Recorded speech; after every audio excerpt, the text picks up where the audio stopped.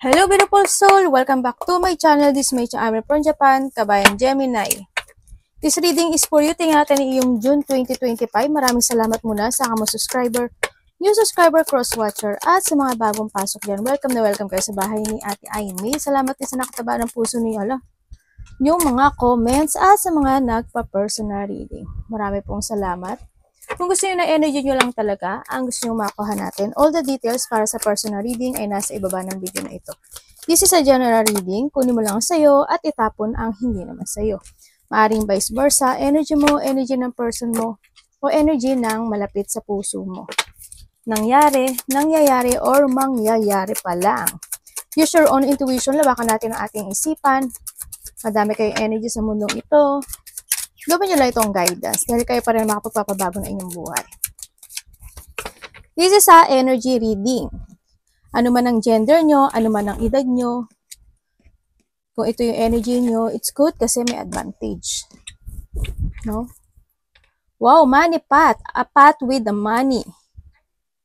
A path with money is waiting for you to find. Ibig sabihin, maaring iba sa inyo is may mga gusto na kayong gawin na related to money, paglipat ng trabaho, pagkakaperahan man yan, sabihin, or pag-iiba ng way to handle your money, no? So, iba sa inyo. We have the married.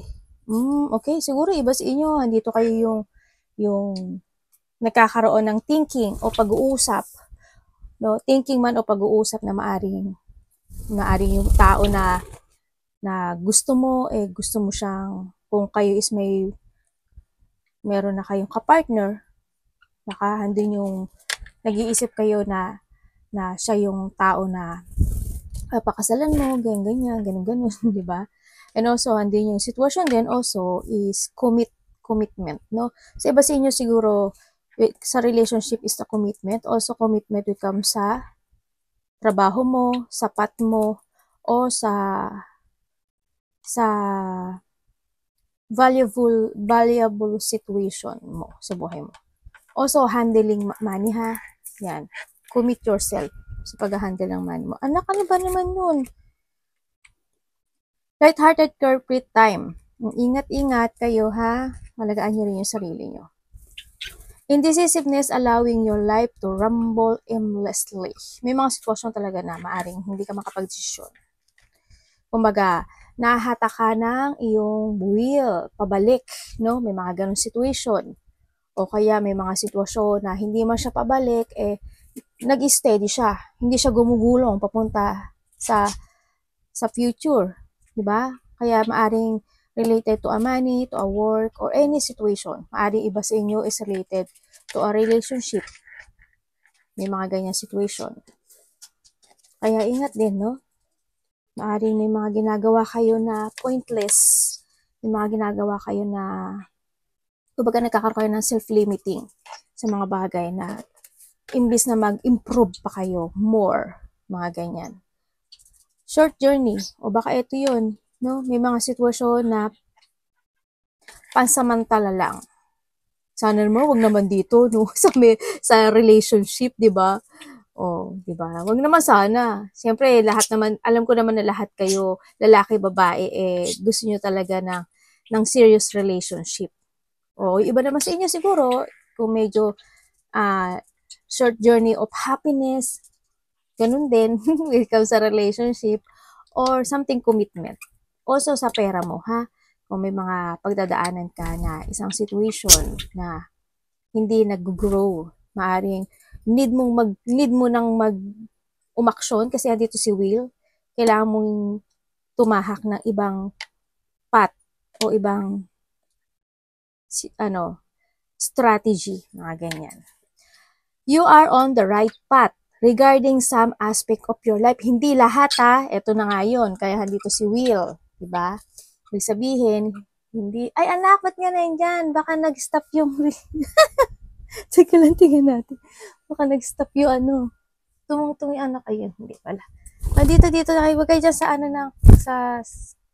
kala ko nag-stop yung recording. Hindi sa lahat, ha. Dapat need to know your target dito, ha. Kasi, kumbaga, eto rin yan, Ito rin yan. Kung dito si Sun, ibig sabihin there's a hope. Hindi sa lahat ng aspeto ng buhay mo, nasa tamang path ka. May mga sitwasyon na kailangan mong desisyonan this time. Para maging maganda yung takbo ng buhay mo. Any situation mo. Meron kayong 5, 19, 28, 30. Oh. Kayo in June. Okay, sa June is maaring makaka-receive ka ng advice. O, diba? Bulo lang ate. Ng advice from someone, no? Kung sino man yan. O kaya ikaw yung magbibigay ng advice. May mga obedience or handling sitwasyon, may mga pag-aaralan ka. Sisiya sa atin ka. Yung nakikita ko sa dito. Maari iba sa inyo in a relationship. Maari ibang isa inyo sa iyong mga goal or fashion o sa inyong mga didesisyonan this time. No? Either sa opportunity mo, yan, may mga sitwasyon na need to know, no? Sa nakita ko dito. Siyempre, may mga achievement situation happen din naman ako na nakikita by the June 2025, may mga success situation. Siguro handi yung sitwasyon na may mga happiness na magaganap. Kumbaga, you feel success doon sa bagay na yun, ganyan. O kaya hindi yung sitwasyon na may mga matatapos na problema sa iba sa inyo. Doon sa success and victory happen by June also. And achievement. May mga triumph na pwede mong mapanalunan o pwede kang magwagi, no, sa path mo. Hindi lahat kasi andito si Araw. Hindi lahat sa aspeto ng buhay mo. May tao dito na siguro hindi yung promises to each other. Also, andito rin kasi si marriage, no? Siguro may taong magpa-promise, ganyan. O hindi yung simula ng commitment mo sa isang tao, sa buhay mo, ganyan. Sa nakikita ko dito, siguro may mga sitwasyon na you feel na siya yung tao na para sa'yo. Kung maganahan din yung happiness, no? Na baka wag naman sanang short journey yun. Siyempre, di ba? O kaya may mga short journey of vacation kayo na tinahak o tatahakin, ganyan. O rest. May mga ganyan sitwasyon. O kaya short journey na pagdadaanan, good or bad man yan. Any situation. Kasi dito kasi si Will Siyempre, meron pa rin na tao na magkakaroon sa'yo ng quarrel, conflict, malaki man o maliit dyan, o hindi kayo magkakaintindihan lang. May mga sitwasyon na siguro sagutan, mga ganyan, o kaya irapan, pwede rin, o kaya hindi kayo same page nitong tao na to, o hindi kayo magsi-same energy. Baba mo na, kayong dalawa.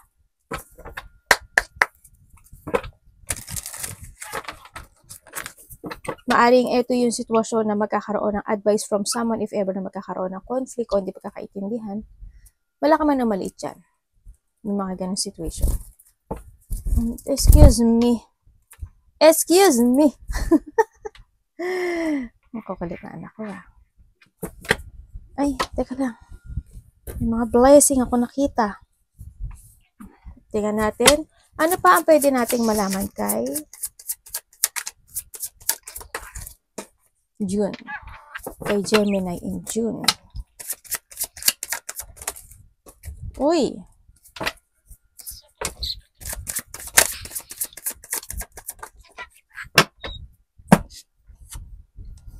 Uy, ay. Okay.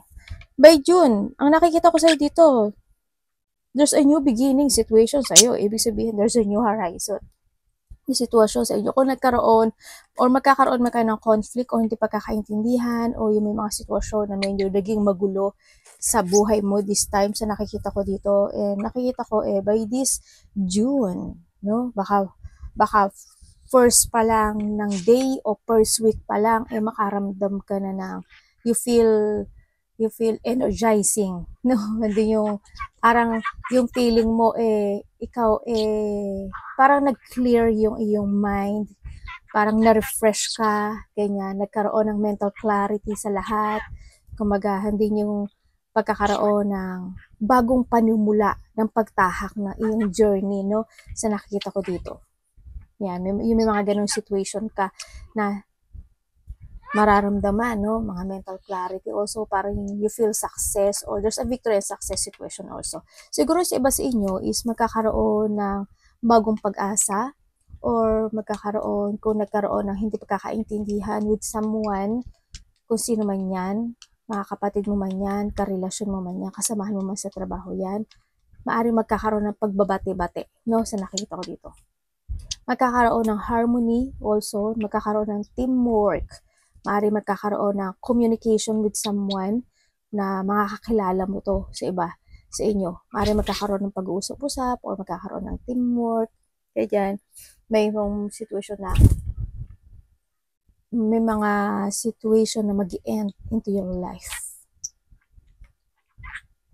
Sa iba naman sa inyo, siguro, if ever na makakaramdam kayo ng kung may mga pananakit na mga buto-buto, kalamnan, o likod man yan, maaring this time is magiging good ka na. Kung hindi mabigat na pakiramdam, maaring this time is magiging okay yung pakiramdam mo this time.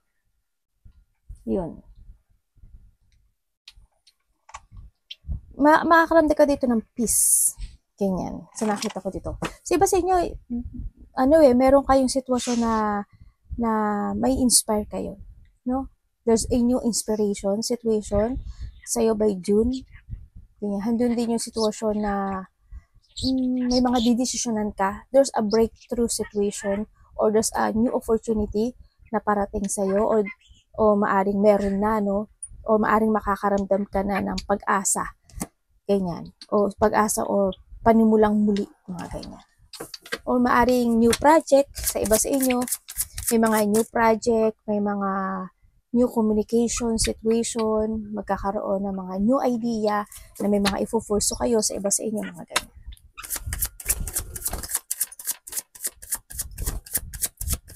May mga achievement. Ano pa ang pwede ko malaman kay Gemini? Diba?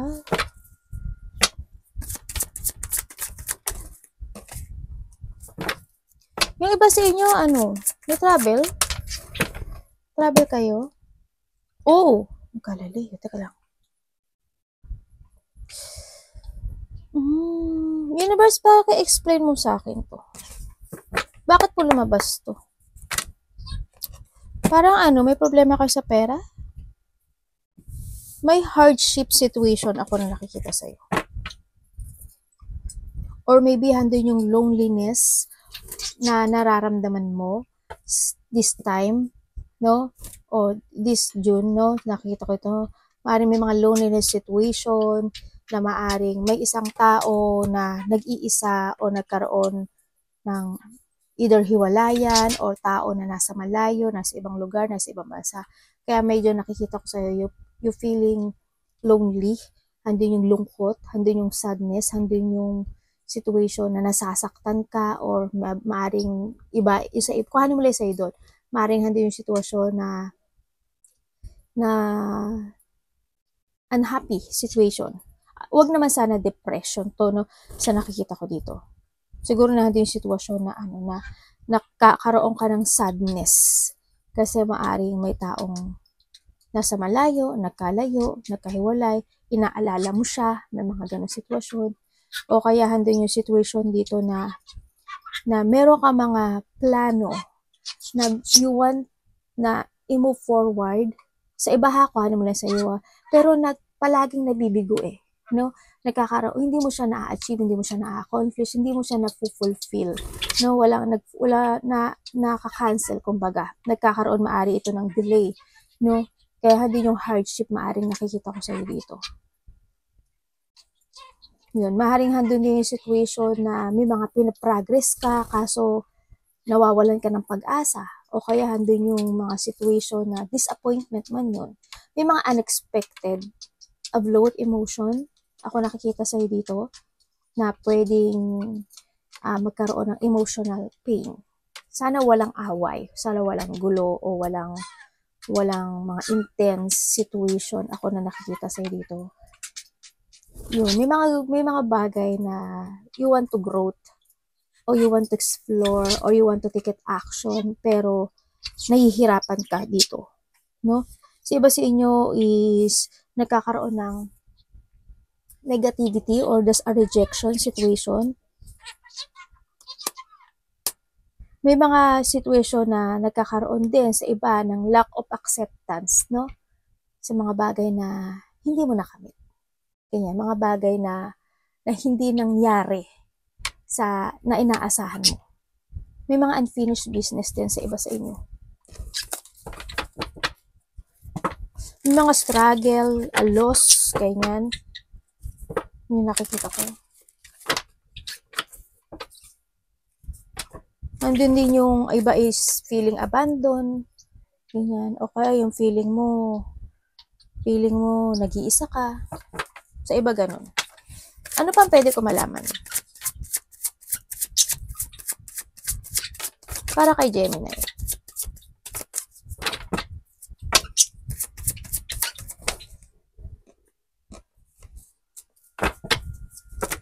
Ano pong ibig niyong sabihin, Universe?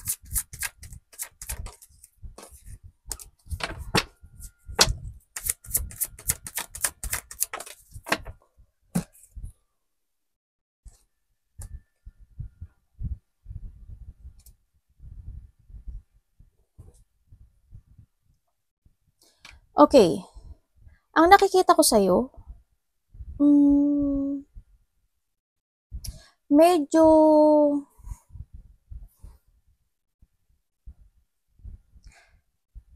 Universe, tapos na ito?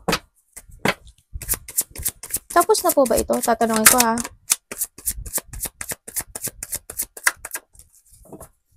Para makasigurado tayo. Okay, thank you. Okay, sa nakikita ko sa'yo, merong isang situation na ayaw mong umasa, no? May isang sitwasyon sa buhay mo na ayaw mong umasa, na pwede siyang kumbaga kasi ayaw mong umasa kasi, siyempre, ayaw mong umasa na makamtan mo kaagad-agad itong sitwasyon. So, nakikita ko dito, may mga ganun sitwasyon. Kasi nakikita ko imbalance to eh. May mga sitwasyon na ayaw mong umasa ng basta-basta o umasa sa isang tao o sa isang sitwasyon sa buhay mo na magkakaroon doon ng good result or magkakaroon ng development, no? So, nakikita ko ito. Pero you want to try your best doon sa bagay na yon. Kumbaga, andun yung sitwasyon na willing kang ipaglaban yon o willing kang kamting yon.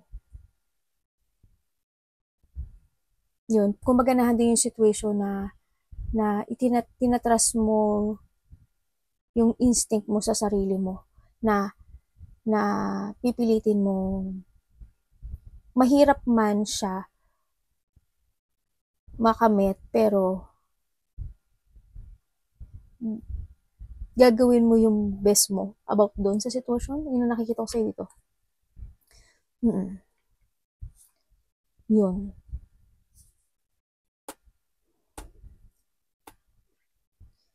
Ang nakikita ko rin dito, dito sa situation, meron akong tao dito na nakikita na parang merong tao, hindi ko alam kung alam mo siya, no? May tao kasi ako nakita na hindi siya pwedeng asahan, hindi siya pwedeng pagkatiwalaan, hindi siya, kumbaga, hindi siya compatible sa'yo. No? Meron akong nakikita dito na taong hindi compatible sa'yo.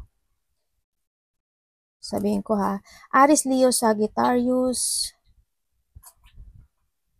Taurus, Virgo, Capricorn, and Pisces, Cancer, Scorpio.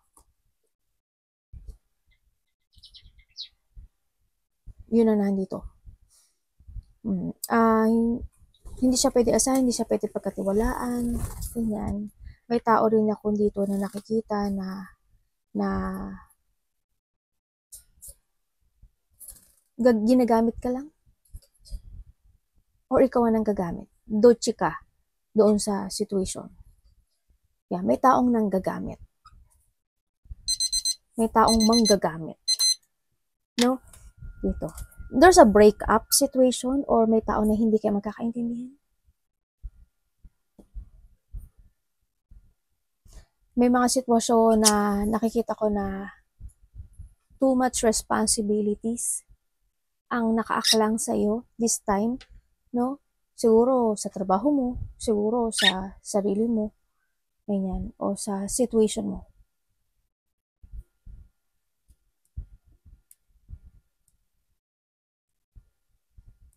Sana walang ano, no? Parang may sitwasyon na pwedeng masira.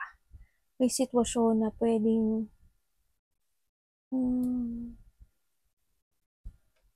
sana hindi mabiguin na challenge, no? Sana hindi mabiguin na challenge. Any situation. Or may mga bagay na pwedeng mag-collapse.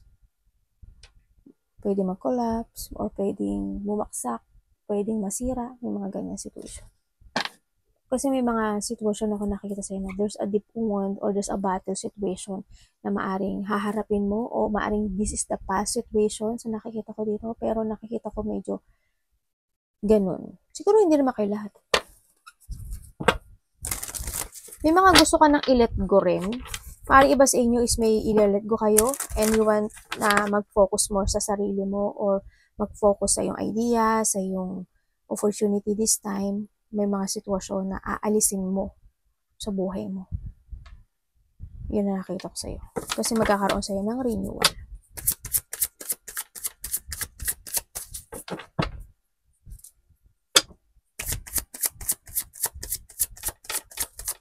Ano pa po?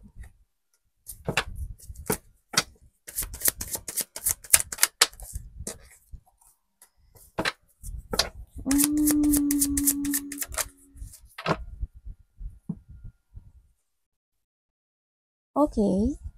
Iba sa inyo, meron kayong mga didesisyonan this time. Magkakaroon sa inyo ng decision making. No, may mga pag-iisipan ka na decision making mo na gusto mong gawin. Maaring ay yung project, parang may mga gagawin kang magti-take a risk ka, may a-actionan ka, may iniisip ka na may a-actionan ka na nahandin yung self-confidence mo. Siguro may mga you taking a risk for something. No, sa nakikita ko dito.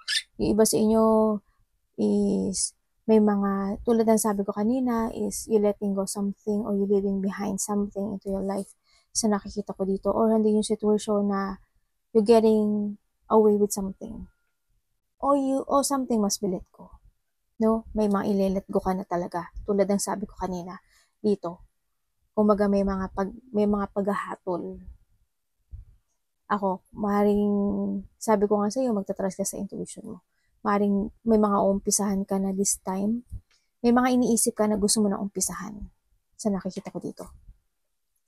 Nagkakaroon ng nagkakaroon ng mga pambubuli. Parang may ka, may taong may sikreto. Tingnan ko nga. May taong may sama ng loob sa'yo. Pwede ko malaman dito.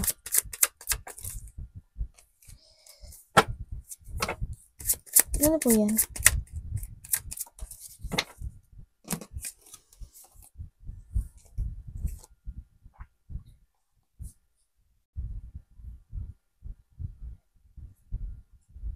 Do you have an idea to create?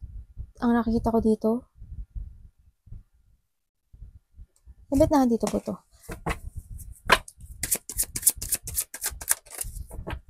Ay, Galileo. May tao ditong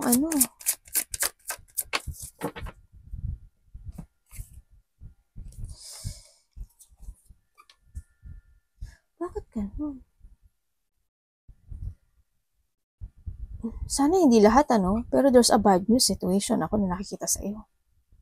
May lungkot. There's a loss. Maaring loss of money, loss of stability. Ako nakikita dito, may mga iisipin ka.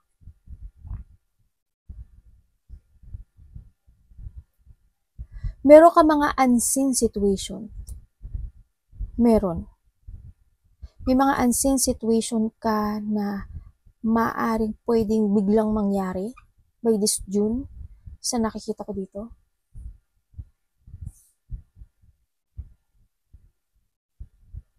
Meron.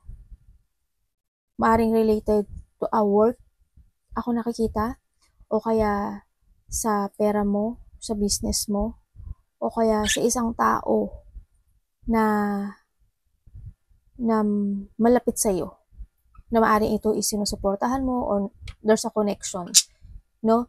Sa nakita ko dito. Yun.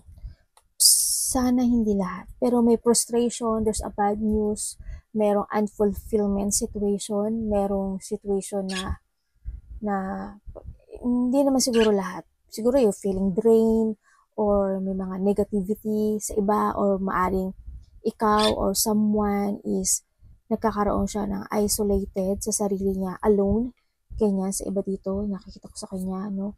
Maaring makaka-receive ka rin ng text message or communication with someone. Baka bigla may makikipag-communicate sa'yo or makaka-receive ka ng isang information.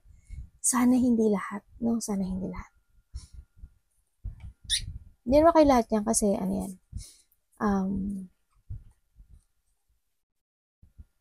general reading, no? Sana hindi kay lahat. Yun. Arigatou namaste, God bless.